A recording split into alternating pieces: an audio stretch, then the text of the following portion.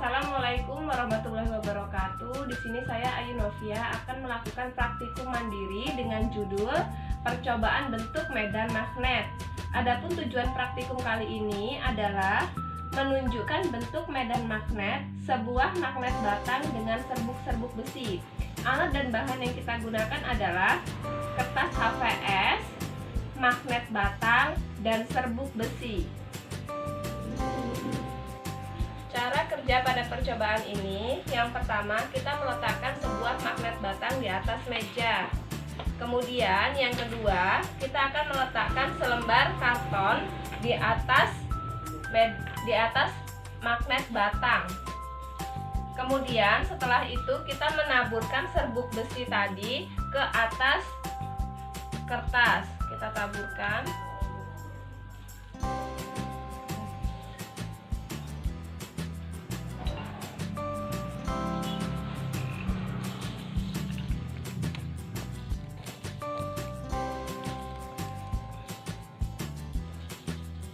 Oke, di sini bisa kita lihat.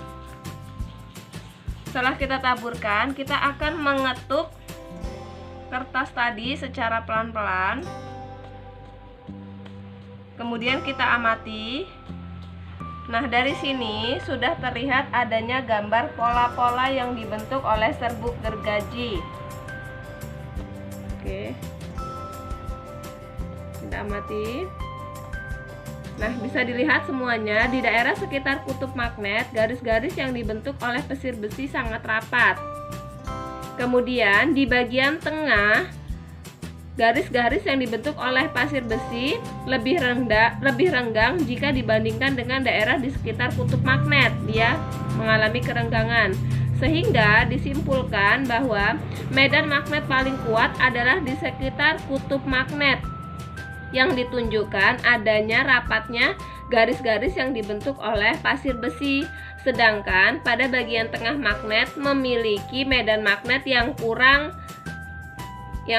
kuat, yang ditunjukkan dengan renggangnya garis-garis yang dibentuk oleh pasir besi.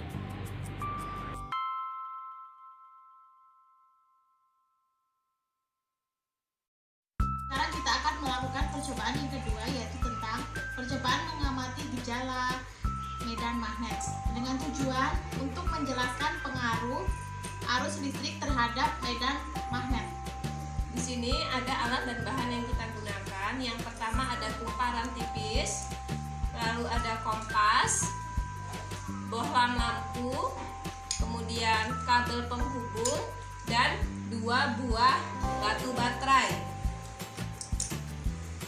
Kedua ini kita rangkaian sesuai pada modul, kemudian dengan dihubungkan pada jarum kompas. Kita lihat ketika dihubungkan dengan kabel, kita amati apakah kompas dapat bergerak atau menyimpang. Ya, ternyata kompas dapat menyimpang karena adanya muatan listrik. Yang terakhir yaitu batu baterai kami ganti menjadi 4 buah, dan ternyata jarum kompas mengalami penyimpangan yang cukup besar. Hal ini membuktikan bahwa makin besar aliran listrik, maka makin besar pula gaya magnet yang terjadi.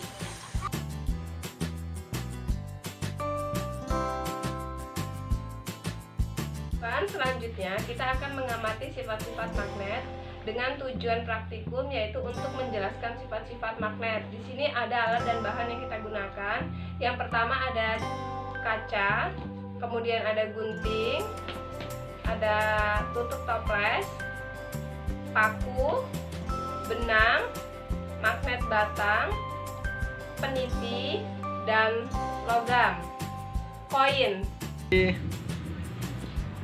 Cara kerja di sini, yang pertama kita akan memberi tanda pada magnet. Di sini tanda S atau kutub yang berwarna merah ini diberi nama dengan kutub selatan. Kemudian yang berwarna hitam ini adalah kutub utara. Selanjutnya kita menggantungkan salah satu magnet dengan menggunakan benang yang dipegang oleh teman. Lalu berikutnya kita akan mendekatkan kutub selatan dengan kutub selatan. apakah yang terjadi? Ya, dari sini bisa kita lihat ternyata apabila kutub selatan didekatkan dengan kutub selatan, yang terjadi adalah tolak menolak. Kemudian jika kita mendekatkan kutub selatan dengan utara, yang terjadi adalah tarik menarik sehingga magnet batang menempel. Lalu kita akan mendekatkan magnet batang yang kutub utaranya didekatkan dengan kutub utara. Nah, dari sini terlihat bahwa kedua magnet saling tolak menolak. Selanjutnya, kutub utara didekatkan dengan kutub selatan, yang terjadi adalah tarik menarik atau magnet batang saling menempel. Dari sini dapat kita buat kesimpulan bahwa sifat magnet, apabila kedua magnet yang sifatnya sama, maka dia akan tolak menolak. Tetapi apabila kutub selatan dan kutub utara didekatkan, maka hasilnya adalah tarik menarik. Untuk membuktikan apakah benda tersebut mengandung magnet, kita akan melihatnya benda-benda ini bisa ditarik oleh magnet atau tidak.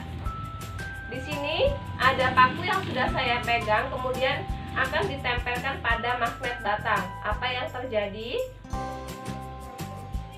Ya, ternyata yang terjadi adalah paku menempel dengan magnet. Hal ini dikarenakan paku terbuat dari besi.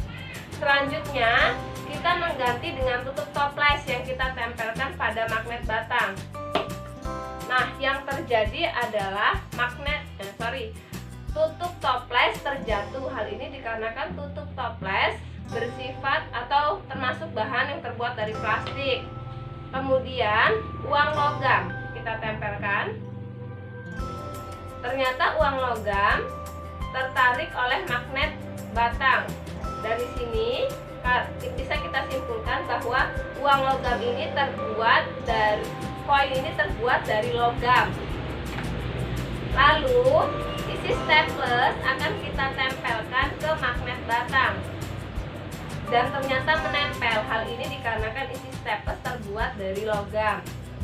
Kemudian peniti kita tempelkan ke magnet, ternyata menempel. Hal ini dikarenakan peniti terbuat dari bahan metal. Lalu yang terakhir ada kaca. Kaca saat kita tempelkan ke magnet batang terjadi reaksi tolak menolak. Oke, karena kaca bukan termasuk bahan yang terbuat dari logam. Pada percobaan kali ini, jadi didapatkan kesimpulan bahwa magnet batang mempunyai dua kutub, yaitu kutub utara dan kutub selatan. Yang kedua, apabila dua kutub didekatkan, misalnya kutub utara dengan kutub utara didekatkan, maka yang terjadi adalah tolak menolak. Apabila kutub selatan dan kutub utara didekatkan, maka yang terjadi adalah reaksi tarik menarik. Kemudian untuk yang ketiga, apabila bahan-bahan yang termasuk bahan logam didekatkan dengan magnet, maka yang terjadi adalah tarik menarik. Hal ini menandakan bahwa bahan tersebut terbuat dari logam.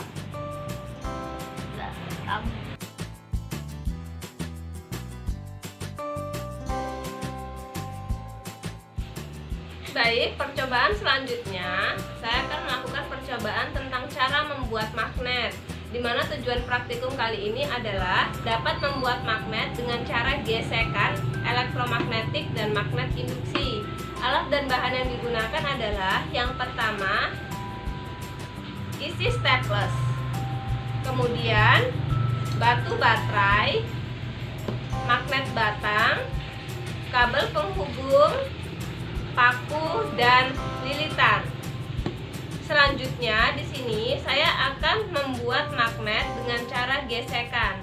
Yang pertama adalah menyiapkan paku besi yang bukan magnet, lalu didekatkan paku ini ke isi staples. Tapi sebelumnya kita berikan gesekan pada magnet batang selama 10 detik. Lalu kita amati apa yang terjadi. Setelah 10 detik, maka kita akan mendekatkan paku ke ke isi staples. Nah, di sini bisa terlihat isi staples tadi akan tertarik oleh paku, tapi sangat lemah. Lalu selanjutnya, langkah berikutnya menggesekkan paku ke magnet batang dengan waktu 40 detik.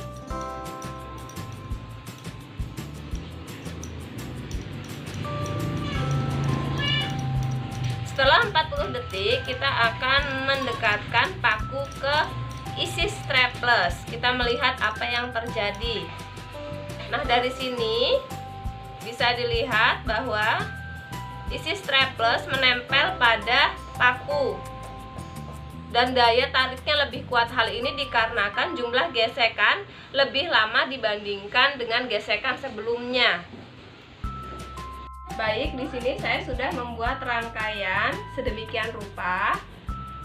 Kemudian kita akan membuat magnet dengan cara elektromagnetik. Di sini saya akan membuka saklar terlebih dahulu. Kemudian paku akan ditempelkan pada kumparan. Nah, di sini kita amati apa yang terjadi. Ternyata tidak ada reaksi apapun. Hal ini dikarenakan saklar masih dalam keadaan terbuka. Setelah itu, saklar akan saya tutup.